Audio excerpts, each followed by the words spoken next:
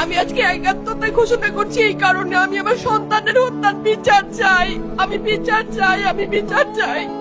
এই বিচার আপনাদের নিশ্চিত করতেই হবে। আমার সব সন্তানের কাছে আমার অনুরোধ, আপনারা আমার সন্তানের হত্যার বিচার করুন। কারণ হাদির শেষ ইচ্ছা ছিল যদি মৃত্যু হয় তবু যেন আমার মৃত্যু বিচার হয়। আমি এই বিচার চাই। ইনসাফের বাংলাদেশ চাইলে যদি মৃত্যুবরণ করতে হয়, আর কত রক্ত দিবে আমাদের সন্তানেরা?